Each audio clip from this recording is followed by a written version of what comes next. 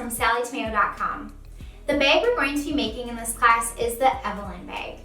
You'll love how this bag can elevate any look while not compromising functionality. Evelyn can be carried as a crossbody, or you have the option to add our exclusive Grommet Strap Connectors, so that way you can also carry this bag as a handbag. This harbor has been designed in-house here at Sallie Tomato, and we are so excited to bring you this pattern which features this luxury hardware. I will be your instructor for this class, and step by step I will show you how to interface fabrics, attach foam stabilizer, attach heavyweight stabilizer, make and attach an accent with optional piping, finish the raw end of zipper tape, attach a top zipper closure, assemble a zipper pocket, make and attach a slip pocket, how to add depth to your bag by creating box bottom corners, create a crossbody strap, and I'll show you how to attach handles using our Grommet Strap Connectors. The entire pattern has been written as beginner-friendly as possible. The written instructions and supplies needed to make this bag can be purchased from our website, SallieTomato.com, or you can request them at your local quilt shop. So grab your supplies and let's get started. Before beginning, review the recommended fabrics on the back of the pattern cover.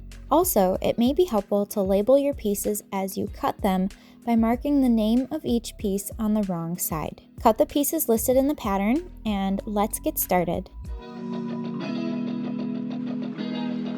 After all of your pieces are cut and labeled according to the pattern, center and fuse the interfacing to the wrong side of coordinating main fabric pieces A, B, and D.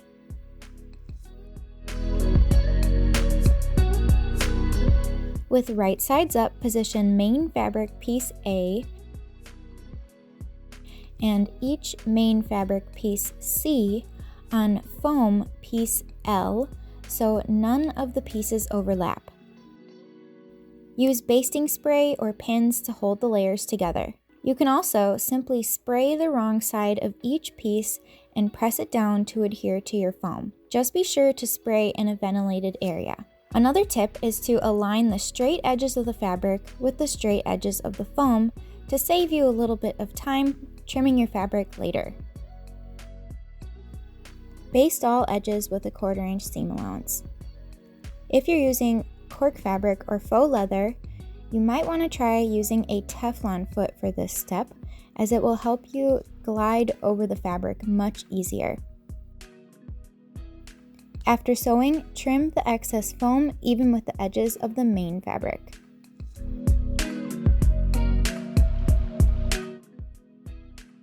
Mark in from each cut edge according to the pattern to create a box.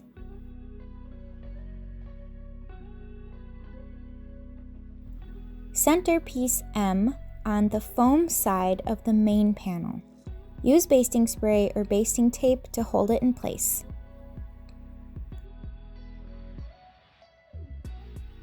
Top stitch piece M along the marked box.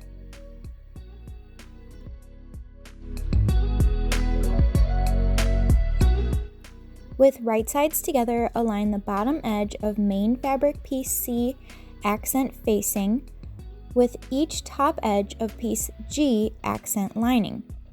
Pin or clip the pieces together.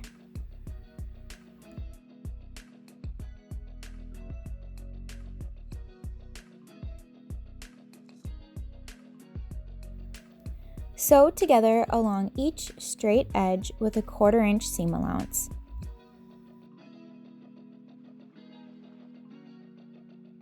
Then press each piece C away from piece G with the seam towards the center. Top stitch piece G an 1/8 inch from each seam.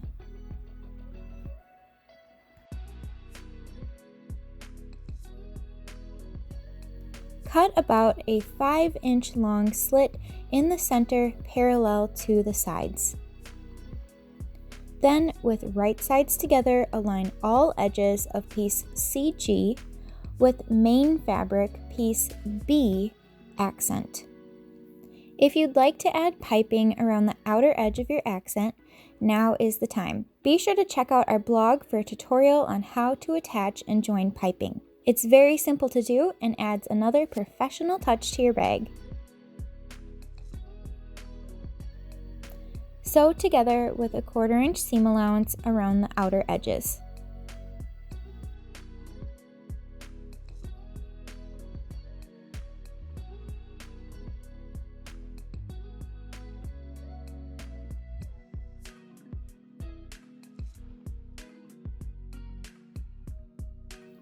Turn the assembled accent right side out through the slit that you cut earlier. Use a turning tool to help smooth out the seam. Then take the accent over to your iron and give it a good press. Top stitch with an 1/8 inch seam allowance along the outer edges of piece C, accent facing only, starting and stopping a 1/4 inch past the seam.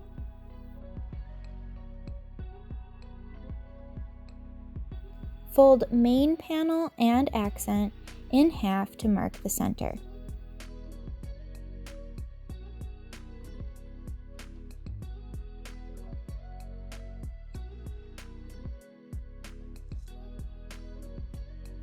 With right sides up and the main fabric face up, center the accent over the main panel and pin or tape in place.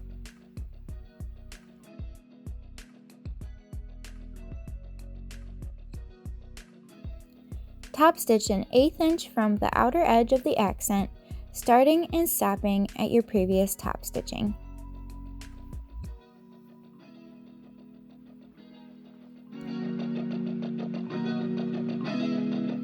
If you don't want to add purse feet to the bottom of your bag, you can skip ahead to the next section of instructions. If you'd like to install some, simply install one bag foot through all the layers at each placement mark on piece M according to the pattern piece. You can cut the holes for the purse feet with a seam ripper, a hole cutter, or rotary punch. Also, be sure to check out our YouTube video tutorial on how to install this hardware. If you're using a fabric that frays, such as cotton or canvas for piece D, start by folding each length side to the center with wrong sides together. Then top stitch a 1/4 inch from each folded edge. Next, for any type of fabric that you're using, including cork fabric, faux leather, cotton, or canvas, you're going to want to cut piece D in half so it measures according to the pattern. Then slide one D-ring over the end of each connector so it's in the center. With wrong sides together, fold each connector in half, aligning the raw ends. You can baste the raw ends together with your sewing machine by just stitching the ends in place. With right sides together, position one connector along each top edge of each main panel side. Align the raw edges according to the pattern, and make sure that you position the connectors on opposite sides. Sew in place with a 1/4 inch seam allowance and make sure to backstitch.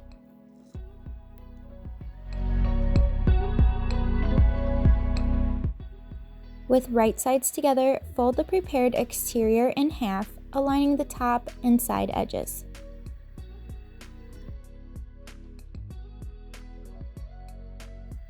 Sew each side together with 3/8 inch seam allowance.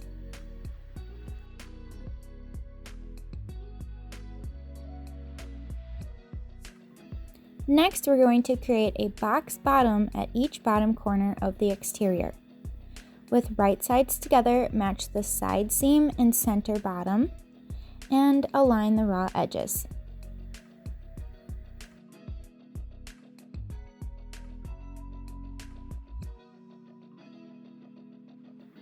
Sew together with 3/8 inch seam allowance, and make sure to backstitch at each end for reinforcement.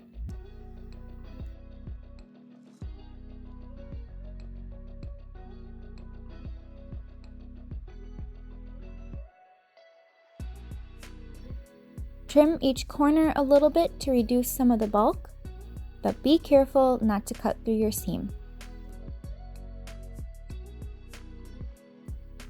turn the exterior right side out.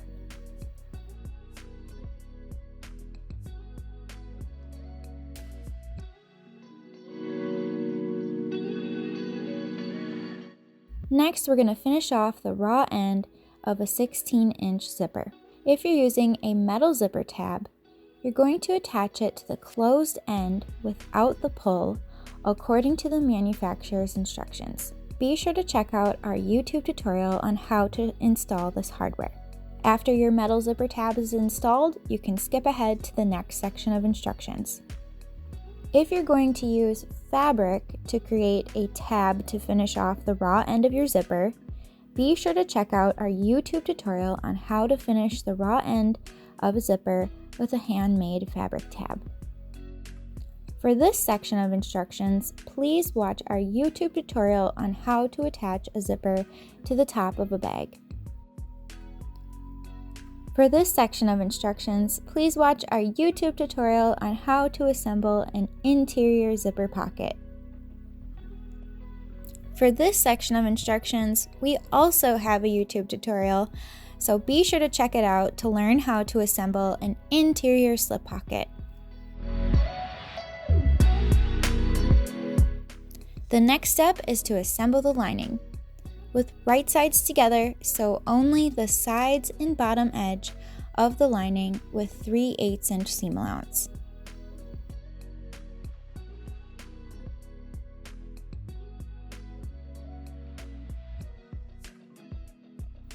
Trim the seam allowance to an 1/8 inch wide.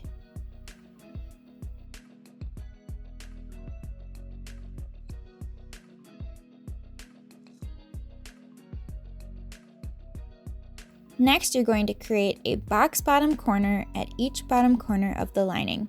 With right sides together, match the side seam and the bottom seam, and also align the raw edges.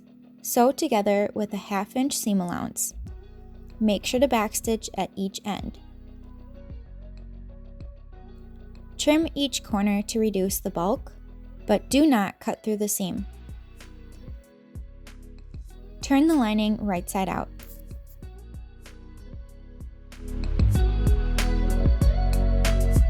With right sides together, put the lining inside the exterior, aligning the top edges and side seams. Make sure the zipper pocket is unzipped. Then, clip or pin around the top.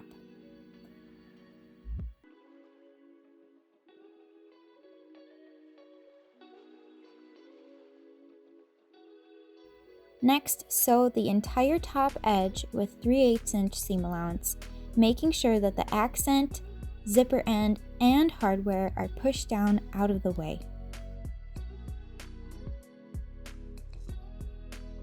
After sewing, turn your bag right side out by pushing the exterior and lining through the bottom unsewn edge of the zipper pocket.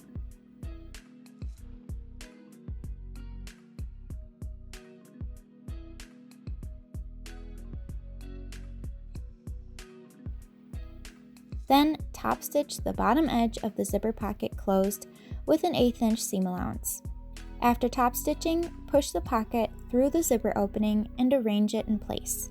Push the lining down into the exterior and use your fingers to roll the top seam to make sure the top edge is tight and flat. Then you'll top stitch around the entire top edge with an 1/8 inch seam allowance. Make sure that your connectors are up towards the top of the bag. Also, make sure that your accent is down out of the way while top stitching.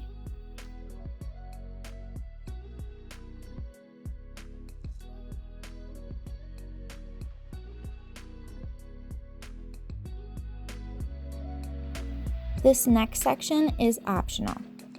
The following instructions explain how to attach handles using our innovative Grommet Strap Connectors. This hardware has been exclusively designed by Sallie Tomato. I'm really excited to show you how to use it and attach it to a bag. First, you're going to start by preparing each piece J handles by following steps 4 through 5 in the previous section, Make an Adjustable Strap. You can do this by simply folding your handles in half with wrong sides together, then top stitch each length side.